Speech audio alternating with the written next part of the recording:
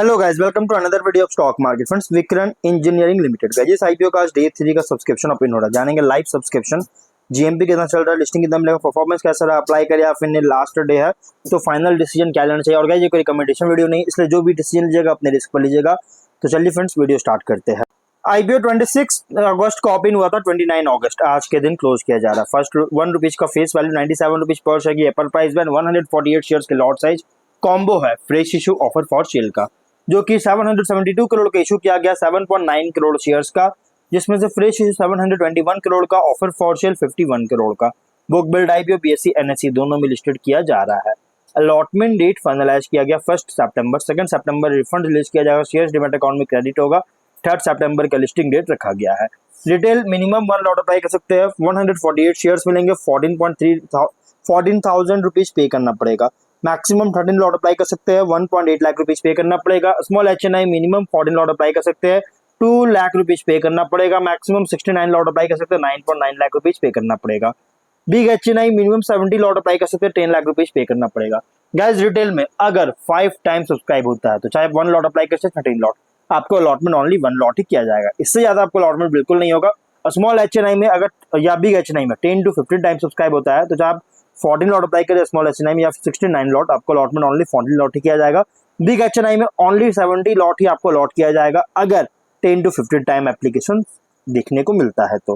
Promoter holding अपनी issue 81.8% का, offer जो दिया गया क्यूआईबी एंकर इंक्लूड नहीं करेंगे 20%, बिग एचएनआई 10%, स्मॉल एचएनआई 5% का, रिटेल 35% का। एंकर से 231.6 करोड़ का फंड रेज कर चुकी है। सब्सक्रिप्शन की बात करेंगे तो कंपनी में सब्सक्राइब जो देखने को मिला है क्यूआईबी से 96% का, 1.5 करोड़ का बीट किया। फुल्ली सब्सक्राइब है 147.6 करोड़ का। स्मॉल बिग एचएनआई से 11.7 टाइम का 79 लाख शेयर्स का ऑफर था, 9.3 करोड़ शेयर्स का बीट किया, 901 करोड़ का। स्मॉल एचएनआई से 11.5 टाइम का 39.8 लाख शेयर्स का ऑफर था, 4.6 करोड़ शेयर्स का बीट किया है, 445 करोड़ का। गाइज, यहाँ पे बिग एचएनआई है, स्मॉल एचएनआई बहुत ही स्ट्रॉन्ग सब्सक्राइब है। रिटेल में 5.5 टाइम का 2.8 करोड़ शेयर्स का ऑफर था, 15.4 करोड़ शेयर्स का बीट किया, 1491.6 करोड़ का। गाइज, यहाँ पे मैंने आपको बताया था big HNI small HNI 10 to 15 time subscribe होता है आपको मिनिमम लॉट अलॉट होगा, और रिटेल में 5 टाइम होता है तो आपको मिनिमम लॉट अलॉट किया जाएगा। जो कि यहाँ देख सकते हैं गाइज, यहाँ पे बिग एचएनआई स्मॉल एचएनआई और रिटेल तीनों से वो जो सब्सक्रिप्शन जो मैंने आपको बताया डेटा जो टारगेट बताया था वो रीच कर चुका है। इसको मतलब कि तोड़ चुका, ब्रेक करके अब आगे बढ़ता हुआ। इसका मतलब है कि अब इसमें मिनिमम लॉट ही आपको लॉट किया जाएगा। टोटल 5.5 टाइम सब्सक्राइब है, 30.8 करोड़ शेयर्स का बीट किया, 2985 करोड़ का बीडिंग देखने को मिल रहा है। नो डाउट बहुत ही स्ट्रॉन्ग बीट करता हुआ देखने को मिल रही है, लेकिन जीएमपी में गिरावट आया 12 रुपीज का देखने को मिल रहा है। 27 अगस्त के कंपैरिजन में जीएमपी में बहुत बड़ी फॉल देखने को मिला। 12.4% की लिस्टिंग एक्सपेक्ट कर सकते हैं, एवरेज लिस्टिंग मिल रहा है। एस्टिमेटेड लिस्टिंग प्राइस 109 का और एस्टिमेटेड प्रॉफिट 1776 रुपीज का हो सकता है। बिजनेस में मैं ज्यादा कुछ बात नहीं करूँ क्योंकि मैंने ऑलरेडी वीडियो बना रखा है, जो कि 2008 में इनकॉर्पोरेट हुआ था।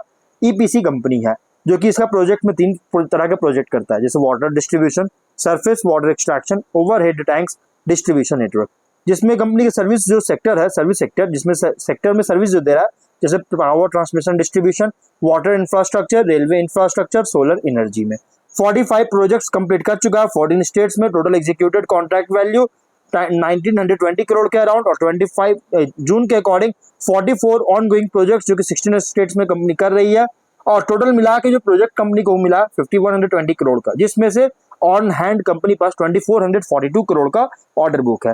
क्लाइंट्स की बात करेंगे तो NTPC, power grid, south Bihar power distribution, north Bihar power distribution, transmission corporation of Telangana, ये सभी इसके गवर्नमेंट सेक्टर में क्लाइंट्स है। Strength, one of the fast growing EPC companies है। टाइमली एग्जीक्यूशन करता है पावर ट्रांसमिशन डिस्ट्रीब्यूशन और वाटर इंफ्रास्ट्रक्चर सेक्टर में, इन तीनों में। डाइवर्सिफाइड ऑर्डर बुक है, अलग अलग बिजनेस वर्टिकल्स में, और कंसिस्टेंट फाइनेंशियल परफॉर्मेंस है। Asset light model, in house technical and engineering capabilities है। Process control quality assurance provide करता है। एक्सपीरियंस प्रोमोटर और मैनेजमेंट टीम है डोमेन नॉलेज के साथ।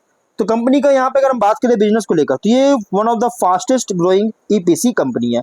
लगभग रेवेन्यू की बात यहाँ पे अगर हम बात करेंगे, डाइवर्सिफाइड पोर्टफोलियो ऑफ प्रोजेक्ट्स है, एंड टू एंड सर्विसेज के लिंक किया गया है। और अगर हम बात करेंगे इस कंपनी का ऑन हैंड 2442 करोड़ का ऑर्डर बुक है। फाइनेंशियल 23 में 529 करोड़ का रेवेन्यू, 43 करोड़ का प्रॉफिट। 24 में 791.4 करोड़ का रेवेन्यू, 75 करोड़ का प्रॉफिट। 25 में 922 करोड़ का रेवेन्यू, 78 करोड़ का प्रॉफिट है। तो फाइनेंशियल अगर देखा जाए ना, तो टॉप लाइन हो या बॉटम लाइन इंक्रीज करता हुआ देखने को मिल रहा है। बट 25 में जो बॉटम लाइन है स्टैटिक देखने को मिल रहा है, कोई खास इंक्रीज नहीं किया, लगभग 4% ग्राउंड इंक्रीज किया, माइनर सा बहुत एवरेज इंक्रीज किया, जबकि 24 में बहुत ही स्ट्रॉन्ग इंक्रीज किया था। टॉप लाइन तो गाइस ग्रोथ होता हुआ नजर आया, बट बॉटम लाइन थोड़ा सा सफर करता हुआ देखने को मिला। और इस बार अगर देखिए तो जितने भी ईपीसी कंपनीज है ना 25 के फाइनेंशियल में सफर करता हुआ देखने को मिल रहा है, प्रॉफिट में थोड़ा सा इम्पैक्ट करता हुआ नजर आया है। और इसलिए गाइस यहाँ पे इस कंपनी में भी इम्पैक्ट किया, क्योंकि इस सेक्टर में सभी में इम्पैक्ट किया। ROC 16.6% और RONW 16.6% का, ROC 23.3%, debt to equity 0.6 time, PAT EBITDA margin 8.4 और 17.5%, PB ratio 3.8 time, PE ratio 23 time का है। तो कंपनी का अगर हम बात करें प्राइस बैंड जो रखा गया है ना, यहाँ पे देखिए तो टॉप लाइन बॉटम लाइन में इंक्रीज करता हुआ देखने को मिल रहा है। अच्छी फुल्ली प्राइस्ड IPO तो रखा गया, लेकिन इसमें कुछ और पॉइंट्स की बात करते हैं। तो वैसे कंपनी का ओवरऑल इन्वेस्टमेंट जो है अलग अलग सेक्टर्स में, जैसे अगर हम बात करें इन्वेस्टमेंट जो है पूरे सेक्टर्स में 1.3 to 1.4 टाइम जो है इंक्रीज करेगा कंपनी, और लगभग 30 फाइनेंशियल ईयर तक, जिसमें से ट्रांसमिशन सेगमेंट में 1.6 टाइम के साथ लगातार ग्रोथ करेगा कंपनी, और बहुत अच्छी ग्रोथ देखने को मिलेगा और तेजी से ग्रोथ करेगा। और इंडियन वाटर सेक्टर में जो इन्वेस्टमेंट है कंपनी इरिगेशन और WSS, इसमें भी 1.1 to 1.2 टाइम्स इंक्रीज करेगी। और अगर हम यहाँ पे कंपनी को ओवरऑल अगर बात करें तो कंपनी अच्छी परफॉर्म कर रही है। लेकिन गाइस कहते हैं ना कि अगर कंपनी में बहुत अच्छी पॉइंट्स भी निकल के आ रहा है, पॉजिटिव है, तो इसमें कुछ नेगेटिव भी है। पहले हम लोग इसमें पॉजिटिव बात करते हैं। शॉर्ट हम लोग देखेंगे, शॉर्ट में समझ में आ जाएगा आपको गाइस कि कौन सा पॉजिटिव कौन सा नेगेटिव पॉइंट है। पहले हम लोग शॉर्ट में स्ट्रेंथ देखते हैं। Diversified EPC portfolio, execution track record है, इन हाउस कैपेबिलिटीज है, रॉबस्ट वेंडर नेटवर्क है। और वीकनेस में अगर देखिए लो मार्केट शेयर, लगभग 0.5% से भी लोअर इसका मार्केट शेयर है, जो कि लिमिट कॉम्पिटिटिव जो है लार्जर पीयर से कंपटीशन जो है बहुत लिमिट कर रही है। वर्किंग कैपिटल इंटेंसिटी है और हाई टेंडर डिपेंडेंस है, स्केल बिजनेस लिमिटेशन है। अपॉर्चुनिटीज में अगर देखिएगा तो सेक्टरल ग्रोथ लगातार हो रही है, रेलवेज और सोलर एक्सपेंशन हो रहा है, जिसके कारण इस कंपनी को एडवांटेज मिल सकता है। ग्लोबल मार्केट में रीच है वो कर रही है कंपनी, और स्मार्ट इंफ्रास्ट्रक्चर डिमांड जो जिस तरह से इंक्रीज कर रहा है, इसके कारण भी एक अच्छी अपॉर्चुनिटीज कंपनी को मिल सकता है। लेकिन थ्रेट भी है। थ्रेट क्या है? एग्जीक्यूशन या डिले रिस्क हो सकता है, कॉम्पिटिटिव प्रेशर लग सकता है, रेगुलेटरी या पेमेंट रिस्क हो सकता है, कॉमोडिटी वॉलेटिलिटी के कारण भी इंपैक्ट कर सकता है। ये कुछ रिस्की पॉइंट है। अब गाइस हम लोग बात करें कॉम्पिटिटर से। इसके कॉम्पिटिटर में अगर देखिएगा तो कल्पतरु, KEC और टेक्नो इलेक्ट्रिक और बेजल, ये 4 कंपनी कॉम्पिटिटर में, जिसमें से अगर देखिएगा तो रोड सेगमेंट में कोई भी कंपनी काम नहीं करता है। रेलवेज में अगर देखिएगा तो इस कंपनी का जो है विक्रम के साथ साथ कल्पतरु, KEC दोनों काम करती है, बाकी कोई नहीं करता। पावर में सभी कंपनीज काम करता है। वाटर में भी देखिएगा तो कल्पतरु, KEC काम करती है, लेकिन बिल्डिंग कंस्ट्रक्शन में तो कंपनी नहीं करता, विक्रम नहीं करता, इसलिए इस सेक्टर में कंपेयर नहीं कर सकते। इंडस्ट्रियल कंस्ट्रक्शन में कंपनी नहीं करता, इसलिए इसमें भी कंपेयर नहीं कर सकते। लेकिन ओवरऑल अगर देखा जाए ना, तो कंपनी थोड़ा रिस्की तो है, बट लॉन्ग टर्म के लिए विजन से एक अच्छी कंपनी देखने को मिल रहा है। वर्किंग कैपिटल रिक्वायरमेंट में फंडिंग चार्ज इसके लिए IPO लेकर आया है।